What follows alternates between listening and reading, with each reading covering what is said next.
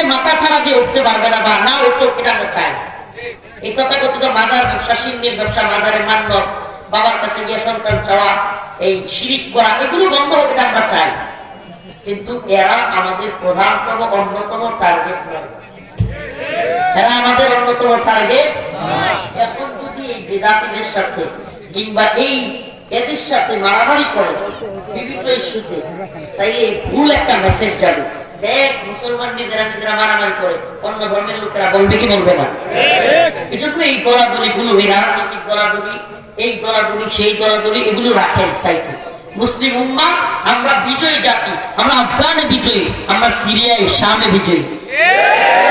সিরিয়ার বিজয় আপনাকে আনন্দিত করে নাই, কারণ আপনি ইতিহাস জানেন না।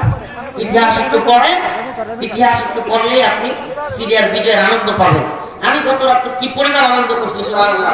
হাসিনা পালানোর পরেও এত আনন্দ করব। বাশার আল আসাদ এত ভয়ঙ্কর একজন খুনি এবং ভয়ঙ্কর একজন ইসলাম বিদ্বেষী লোক। তার একটা নমুনা আপনাদেরকে বলি। বাশার আল আসাদের স্পেশাল এক বাহিনী ছিল, নাউজুবিল্লাহ। যে বাহিনীর কাজ ছিল ভাইয়ের সামনে বলতে দর্শন। এমনকি বাশারের এই বাহিনী 6 ফুটের মতো উচ্চতা, এত মোটা মোটা ছিল। অনেক মা বোন, মুসলিম মা বোন ওই বাহিনীর ধর্ষণ, র্যাবের কারণে মারা পর্যন্ত গেছে, অতিরিক্ত রক্ত করে। কি পরিমাণে ভয়ঙ্কর এই বাহিনী, কল্পনা করা যায়? 30 বছর তার বাবা হাফিজ আল আসাদ বছর শাসন করেছে তার ছেলে। কয় বছর? মোট 54 বছর। এই 54 বছরে এমন অনেক মানুষকে এরা বাবা ছেলে বন্দী করেছে, যাদেরকে গতকালকে দেশ স্বাধীন হওয়ার পরে কারাগার থেকে মুক্ত করেছে। বের হয়ে তারা বলতেছে, সাদ্দাম হোসেন কি ইরাকে হামলা করছে, গিয়ে হামলা করছে নাকি? কথা মনে বুঝতে পারিনি। মানে এরা বের হয়ে কি বলতেছে, সাদ্দাম হোসেন সিরিয়া হামলা করলো নাকি? মানে এরা এই এতদিন পর্যন্ত জানেই না সাদ্দাম হোসেনকে ফাঁসি দিয়ে বাইরে ফেলা হয়েছে।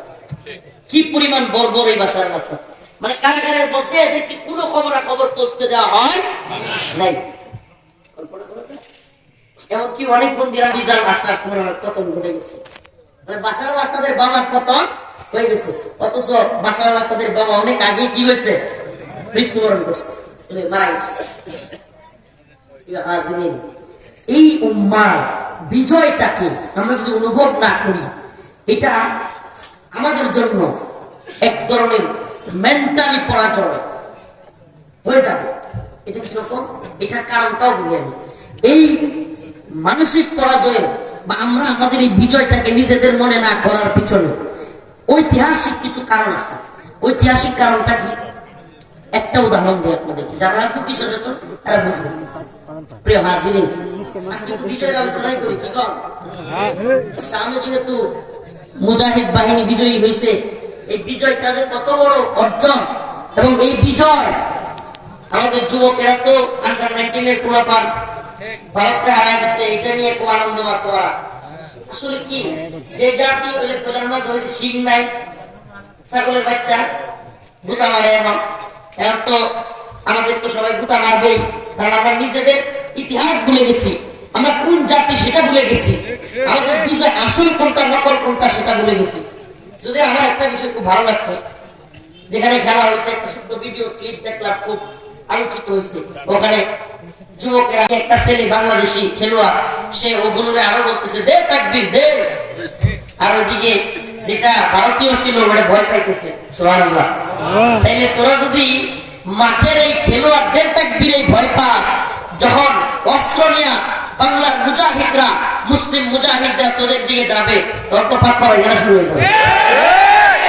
মোহাম্মদ বিন কাসিমের 17 বছর বয়সী মধ্য মুজাহিদের ছোট্ট কাফেলাকে দেখা গণগোবিন্দের দল, এই ভারতের রাজা, এই দামি কিংবা অন্যান্য যেগুলো ছিল এগুলো পালাইছিল। এখনকার আল্লাহ পাক যদি এখনকার মোহাম্মদ বিন কাসিমদেরকে তৈরি করে দেয়, মুদির দালালরাও পালাবে ইনশাআল্লাহ। পালাবে কি পালাবে না? আপনাদের একটু গণনার ভিতরে যাই। আমি সূরাতুন নাসর পাঠ করেছি, এটা এই সূরার সাথে একটা ঘটনা খুব রিলেটেড, এটাও বলিনি।